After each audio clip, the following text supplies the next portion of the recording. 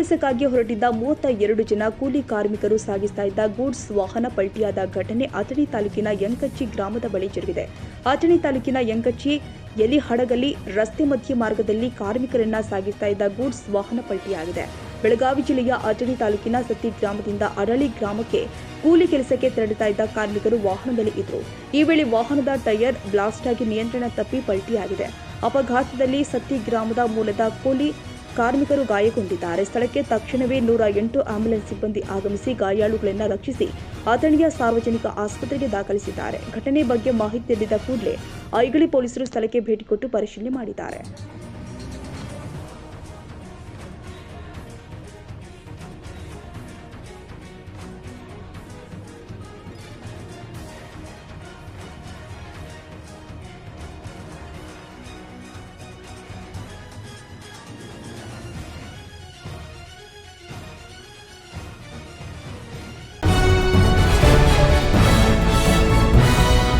ಇತ್ತೀಚಿನ ದಿನದಲ್ಲಿ ಕೆಲವೊಂದಿಷ್ಟು ಸೋಷಿಯಲ್ ಮೀಡಿಯಾದಲ್ಲಿ, ಮಾಧ್ಯಮದಲ್ಲಿ, ಯೂಟ್ಯೂಬ್ಗಳಲ್ಲಿ ಸುಳ್ಳು ಸುದ್ದಿಗಳು ಪ್ರಕಟವಾಗ್ತಾ ಇದೆ.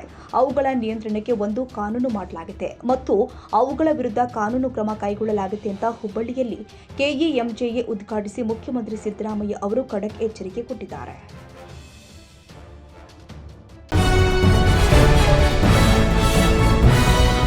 ಸಾವಿರದ 1983ರಲ್ಲಿ ಎಂಎಲ್ಎ ಆದೆ, 2 ಬಾರಿ ಸಿಎಂ ಆದೆ, 9 ಚುನಾವಣೆಯನ್ನ ಗೆದ್ದಿದ್ದೇನೆ, 4 ಚುನಾವಣೆ ಸೋತಿದ್ದೇನೆ. ಆದರೆ ಒಮ್ಮೆನೂ ಯಾವ ಜರ್ನಲಿಸ್ಟ್ಗೆ ನನ್ನ ಬಗ್ಗೆ ಕೆಟ್ಟದನ್ನ ಬರೆದ್ರೂ ಕೇಳಲ್ಲ, ಒಳ್ಳೆಯದನ್ನ ಬರೆದ್ರೂ ಕೇಳಲ್ಲ, ಕೇಳೋದೂ ಇಲ್ಲ ಅಂತ ಮುಖ್ಯಮಂತ್ರಿ ಸಿದ್ದರಾಮಯ್ಯ ಹೇಳಿದ್ದಾರೆ. ಹುಬ್ಬಳ್ಳಿಯಲ್ಲಿ ಕೆಇಎಂಜೆಎ ಉದ್ಘಾಟಿಸಿ ಮಾತನಾಡಿದರು. ನಾನು 1978ರಲ್ಲೇ ತಾಲೂಕು ಬೋರ್ಡ್ ಮೆಂಬರ್ ಆಗಿದ್ದೇನೆ. 1983ರಲ್ಲೇ ಎಂಎಲ್ಎ ಆದೆ, 2 ಬಾರಿ ಸಿಎಂ ಆದೆ, 9 ಚುನಾವಣೆಯನ್ನ ಗೆದ್ದಿದ್ದೀನಿ, 4 ಚುನಾವಣೆ ಸೋತಿದ್ದೀನಿ. ಆದರೆ ಒಮ್ಮೆನೂ ಕೂಡ ಯಾವ ಜರ್ನಲಿಸ್ಟ್ಗೂ ನನ್ನ ಬಗ್ಗೆ, ನಮ್ಮ ಪಕ್ಷದ ಬಗ್ಗೆ ಒಳ್ಳೆಯದನ್ನ ಬರೀರಿ ಅಂತ ಕೇಳಿಲ್ಲ, ನನ್ನ ಬಗ್ಗೆ ಕೆಟ್ಟದನ್ನ ಬರೆದ್ರೂ ಕೇಳಿಲ್ಲ, ಕೇಳೋದೂ ಇಲ್ಲ ಎಂದಿದ್ದಾರೆ. ನೀವು ಊಹೆ ಮಾಡಿಕೊಂಡು ಸುದ್ದಿ ಮಾಡಬೇಡಿ, ಯಾರು ಹೇಳಿದ್ರಂತೆ ಸುದ್ದಿ ಮಾಡಬೇಡಿ, ಪರಿಶೀಲನೆ ಮಾಡಿ ಸುದ್ದಿ ಮಾಡಿ ಎಂದಿದ್ದಾರೆ.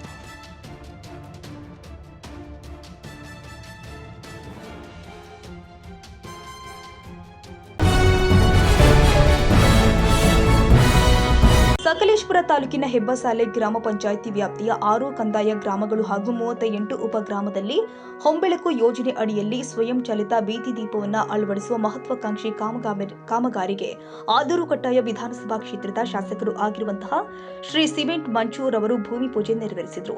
ಈ ಯೋಜನೆ ಅಡಿ 38 ಗ್ರಾಮಗಳಲ್ಲಿ ಸುಮಾರು 53 ಕಿಲೋಮೀಟರ್ ವ್ಯಾಪ್ತಿಯಲ್ಲಿ ಹೊಸ ಕಂಬವನ್ನು ಎಳೆದು ಎಲ್ಲಾ ದೀಪವನ್ನು ಆಧುನಿಕ ತಂತ್ರಜ್ಞಾನದಲ್ಲಿ ಅಳವಡಿಸಲಾಗ್ತಾ ಇದೆ.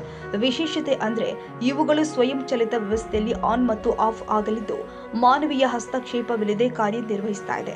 ಮಲೆನಾಡು ಪ್ರದೇಶದಲ್ಲಿ ಮಳೆ ಹೆಚ್ಚಾಗಿರುವುದರಿಂದ ಹಿಂದಿನಂತೆಯೇ ಕಂಬದ ಹತ್ತಿರ ಹೋಗಿ ಸ್ವಿಚ್ ಆನ್ ಆಫ್ ಮಾಡುವ ಅಗತ್ಯವಿಲ್ಲ. ಇದರಿಂದ ಲೈನ್ಮ್ಯಾನ್ಗಳ ಸುರಕ್ಷತೆ ಹೆಚ್ಚೋದ್ರ ಜೊತೆಗೆ ಗ್ರಾಮಸ್ಥರಿಗೂ ಕೂಡ ಸುಗಮವಾಗುತ್ತೆ.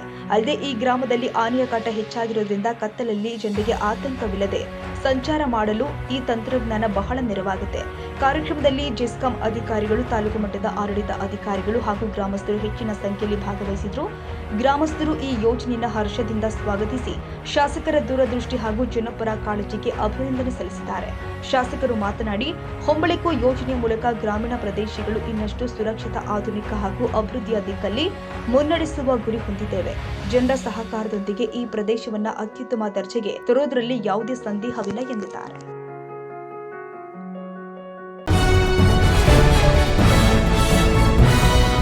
ಸರ್ ಎಂ ವಿಶ್ವೇಶ್ವರಯ್ಯ ಅವರ ಸತತ ಪರಿಶ್ರಮದಿಂದಲೇ ಅಂದು ಅವಿಭಜಿತ ಜಿಲ್ಲೆಗಳು ಆದ ಚಿಕ್ಕಬಳ್ಳಾಪುರ ಮತ್ತು ಕೋಲಾರ ನಡುವೆ ನ್ಯಾರೋ ಗೇಜ್ ರೈಲು ಸಂಚಾರ ಆರಂಭವಾಗಿತ್ತು ಅಂತ 10ನೇ ಕನ್ನಡ ಸಾಹಿತ್ಯ ಸಮ್ಮೇಳನದ ನಿಕಟಪೂರ್ವ ಸಮ್ಮೇಳನಾಧ್ಯಕ್ಷ ರೂಪಸಿ ರಮೇಶ್ ತಿಳಿಸಿದ್ದಾರೆ.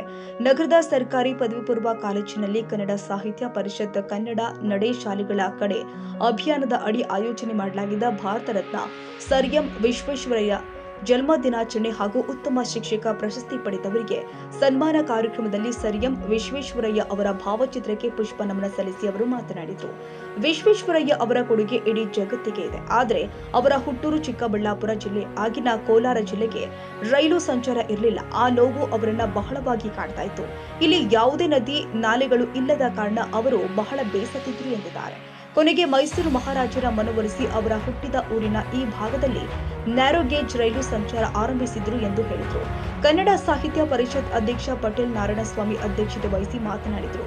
ಜಿಲ್ಲಾ ಮತ್ತು ತಾಲೂಕು ಮಟ್ಟದ ಉತ್ತಮ ಶಿಕ್ಷಕ ಪ್ರಶಸ್ತಿ ಪಡೆದ ಆಮೂರು ತಿಮ್ಮನಹಳ್ಳಿ ಸರ್ಕಾರಿ ಕಿರಿಯ ಪ್ರಾಥಮಿಕ ಶಾಲೆಯ ನಾಗರತ್ನಮ್ಮ, ಸುಗಟೂರು ಸರ್ಕಾರಿ ಹಿರಿಯ ಪ್ರಾಥಮಿಕ ಶಾಲೆಯ ಎಚ್ ತಾಜೋಸ್, ಮುತ್ತೂರು ಸರ್ಕಾರಿ ಪ್ರೌಢಶಾಲೆಯ ಕೆ ಬೃಂದ, ಸರಸ್ವತಿ ಕಾನ್ವೆಂಟ್ನ ಎಂ ವೆಂಕಟರೆಡ್ಡಿ, ಶಾರದಾ ಶಾಲೆಯ ಎಂಕೆ ಸಿದ್ದರಾಜು, ಮಳ್ಳೂರ ಸ್ವಾಮಿ ವಿವೇಕಾನಂದ ಶಾಲೆಯ ಬಿ ಮೊಂದಿರಾಜು, ವಾಸವಿ ಶಾಲೆಯ ಎಸ್ವಿ ಅಮರನಾಥ್, ಜಂಗಮಕೋಟೆ ಜ್ಯೋತಿ ಪ್ರೌಢಶಾಲೆಯ ಜಿ ಲತಾ, ನವೋದಯ ಪ್ರೌಢಶಾಲೆಯ ಎಂ ಮುನಿಯಪ್ಪ, ಜ್ಞಾನಜ್ಯೋತಿ ಶಾಲೆಯ ವೆಂಕಟ ಲಕ್ಷ್ಮಮ್ಮ ಅವರನ್ನ ಸನ್ಮಾನ ಮಾಡಲಾಗಿದೆ.